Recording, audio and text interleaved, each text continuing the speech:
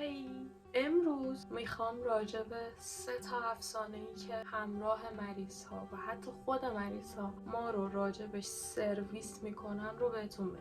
اولش اینه که تقریبا 99% آدمای دورمون تصور میکنن که اگر سرم تموم شد 100% قرار هوا بره تو رگ بیمار و اون بیمار خدافظ دیگه فوت. سروران عزیزی که در اعمال خاکسپاری یاری دادن، در حالی که این اصلا درست نیست. این کاملا یه افسانه است. نمیدونم از کجا در اومده، کی اینو ساخته ایجاد کرده، ولی اصلا درست نیست. حتی میتونم بگم که به جای اینکه اصلا هوا بره تو رگ، برعکسش اتفاق میفته. از داخل رگ خون ما به سمت ست سرم نشت میکنه. حالا دلیل اینکه ما ست رو میبندیم به خاطر اینه که همون خونه برنگرده توی ست و مجبور شیم عوض کنیم، در حالی که هیچ وقت بعد از اینکه سرم تموم میشه هوا وارد رگ نمیشه. این به خاطر فشاریه که درون رگ هست و این فشار چون بیشتر از فشار اتمسفر، فشار اطرافمون هواه، در نتیجه هوا نمیتونه، زورش نمیرسه که وارد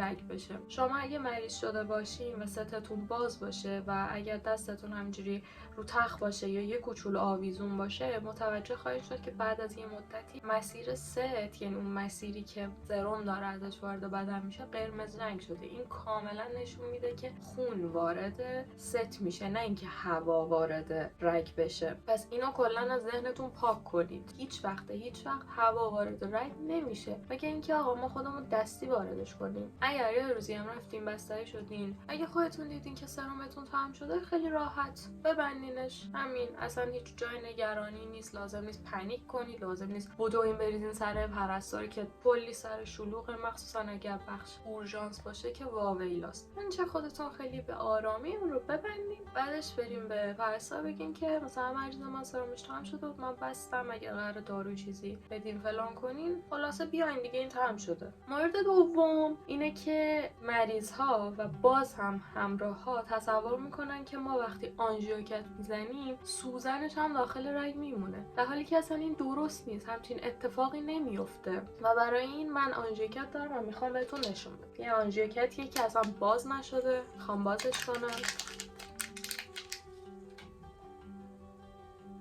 کپشو ما باز میکنیم. این چیزی که میبینید، با این ما وارد میشیم. در نهایت این قسمت سوزن رو، این رو ما در میاریم، میندازیم دور و چیزی که توی دست میمونه اینه. و ببینید این پلاستیکه، این هیچ آسیبی نمیرسونه. اون چیزی که آسیب رسون، اون چیزی که سوزنه و شما تصور میکنید که توی دست میمونه اینه که اینو ما در میاریم، اینو ما میندازیم میره. پس اصلا نگرانی راجع به اینکه ای وای سوزن موند و فلان شد و اینا نداریم. خلاصه که ببینید این یه پلاستیکه، این پلاستیکه میمونه و اصلا نگران نباشین. پلاستیک اصلا کنده نمیشه. تصور کنید که ای وای پلاستیک قراره کنده بشه فلان شه. من الان دارم زورمو میزنم که اینو بکنم و میبینین که کنده نمیشه. پس نگرانی راجع به این آنژیوکت و سوزن و اینجور چیزا نداشته باشین. خلاصه که اینو میندازیم میره دیگه. مورد بعدی که میخوام بگم، مورد سوم، راجع به خونگیریه. یعنی یکی از معضلاتی که ما باهاش روبرو هستیم همین موضوع خونگیریه. تا میریم از مریض خون بگیریم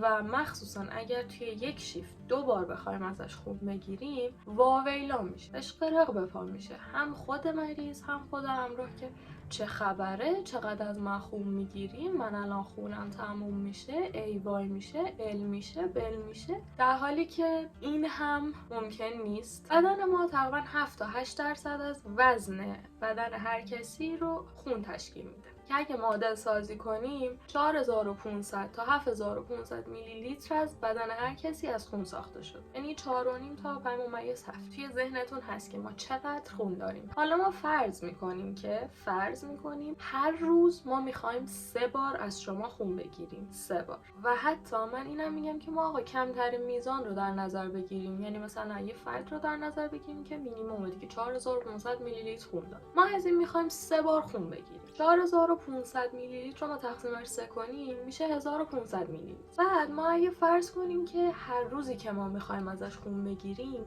10 میلی لیتر ازش خون بگیریم، یعنی چقدر؟ یعنی میشه 1500 تقسیم بر 10 دیگه میشه 150. اگر ما فرض کنیم که هر روز 3 بار ازش خون بگیریم، 10 میلی لیتر هم ازش خون بگیریم، 10 میلی لیتر یعنی اینقدر.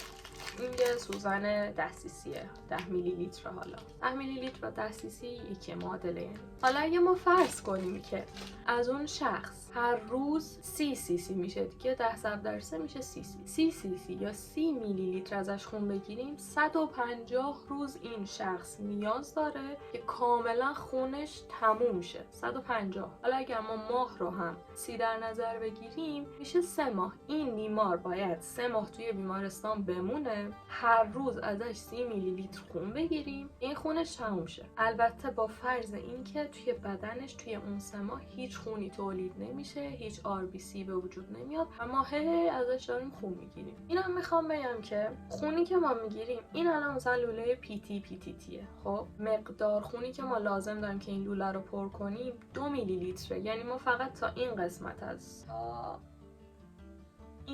از لوله رو پر میکنیم 2 میلی لیتر. یعنی حتی من خون گرفتنم دیگه خیلی زیاد گفتم، 10 میلی لیتر دیگه تقریبا میشه 5 تا از اینا پر کرد. یه PTPTT پر کرد، یه CBC پر کرد، یه ESR پر کرد، یه کراس مچ پر کرد براش. اصلا نیاز نیست واقعا توی همه آزمایش هم یه کلات پر کرد. و خب اون مریض همش که هر روز 10 CC خودش هم 3 بار در روز ازش خون نمیگیرن که. میخوام بگم که با این 3 تا افسانه، هم مخ پرستار هم مخ دانشجو، مخصوصا اگه دانشجو پرستاری باشه و بخواد یه کاری بکنه، واقعا خورده میشه. و این بیشتر به حالت اطلاع رسانیه، به حالت این شکلیه که اوکی، نگران نباشیم. واقعا با دلیل و منطق خواستم بهتون توضیح بدم که نه تنها هیچ اتفاقی نمیفته، بلکه کاملا یک چیز عادیه، اوکیه، پس نگران نباشیم.